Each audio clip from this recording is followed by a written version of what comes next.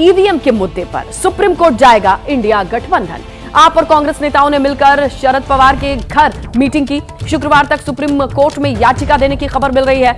India गठबंधन शुक्रवार तक सुप्रीम कोर्ट में ईवीएम के मुद्दे को लेकर याचिका दाखिल कर सकता है। यह बड़ी खबर है। आपको बताएं, दिल्ली में शरद पवार के घर पर मीटिंग हुई। आप और कांग्रेस के नेताओं ने एक साथ मीटिंग की। महाराष्ट्र में चुनाव हारने वाले एनसीपी शरद पवार गुट के कई उम्मीदवार भी इसमें शामिल थे।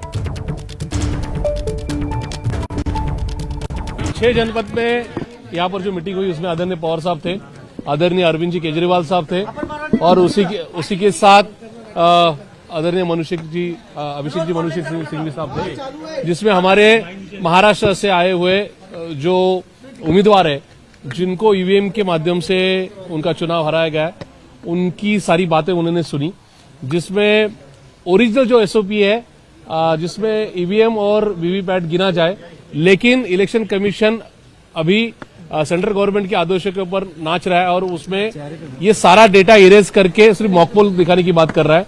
उसके ऊपर हम लोग सुप्रीम कोर्ट में अपील करने जा रहे हैं। साथ ही साथ ईवीएम मशीन और जो वीवीपैट में टेम्परिंग की बात हुई है, जिसमें हमारे पास सबूत है, वो सारे सबूत हम लोग सुप्रीम कोर्ट के सामने रख रहे हैं। इसी बीच विपक्ष आज भी संसद में हंगामा कर सकता है। राज्यसभा के सभापति के खिलाफ सब एक हो गए हैं। जगदीप धनखड़ इतिहास में पहले ऐसे सभापति बन गए हैं जिनके खिलाफ अविश्वास प्रस्ताव लाया जा रहा है। विपक्ष आरोप लगा रहा है कि लेकिन सरकार यह भी कह रही है कि सभापति की गरिमा को नुकसान पहुंचाया जा रहा है।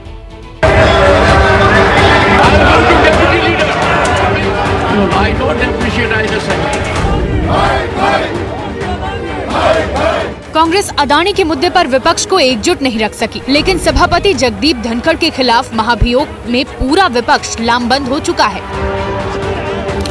कांग्रेस नेता जयराम रमेश ने 60 विपक्षी सांसदों के हस्ताक्षर वाला नोटिस राज्यसभा के सेक्रेटरी जनरल को सौंपा। ये नोटिस राज्यसभा के सभापति जगदीप धनखड़ के खिलाफ अविश्वास प्रस्ताव था। हम लोगों ने तय किया कि अभी वक्त आ गया है, अगर अभी आज नहीं देंगे तो लोकतंत्र और कमजोर हो जाएगा। तो 60 सांसदों ने इंडिया गठबंधन के सारे पार्टी इस पर हस्ताक्षर किया है। विपक्ष का आरोप है कि सदन की कार्रवाई के दौरान सभापति जगदीप धनखड़ सरकार का पक्ष लेते हैं, विपक्ष की आवाज दबा देते हैं।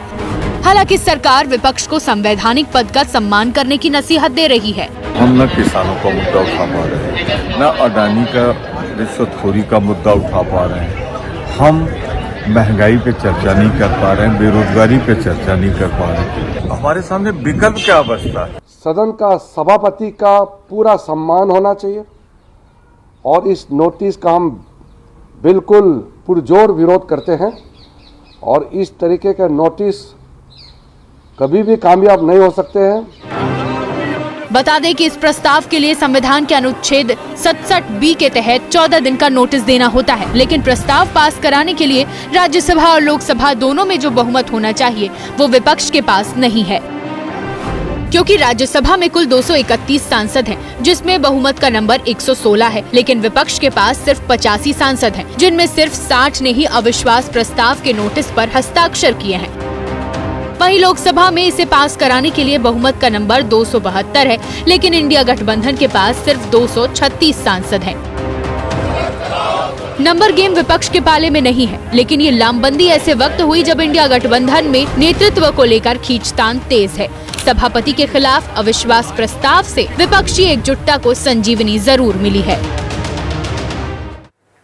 तो एलजी ने बाकायदा चिट्ठी लिखकर निर्देश दिया है।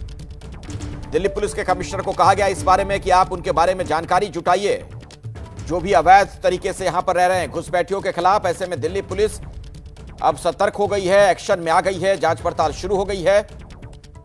आप तस्वीरें भी देख रहे हैं किस तरीके से पूछताछ की जा रही है अलग अलग जगहों पर लोगों से। दिल्ली के कालिंदी कुंज इलाके की तस्वीर हम आपको दिखा रहे हैं। मनोज वर्मा मेरे साथ फोन लाइन पर जुड़ गए, हमारे सहयोगी। मनोज, तो पुलिस एक्शन में आ गई है, क्या कुछ और पता चल रहा है?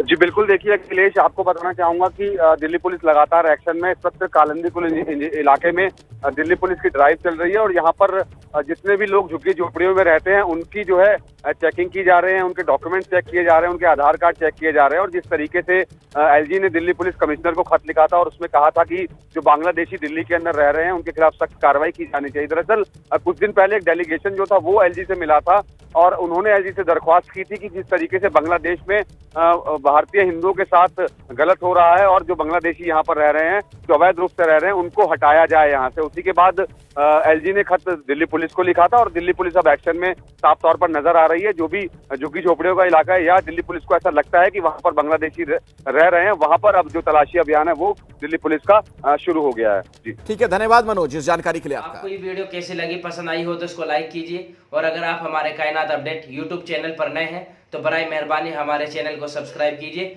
और अपनी राय जाते जाते जरूर कमेंट्स बॉक्स में दीजिए।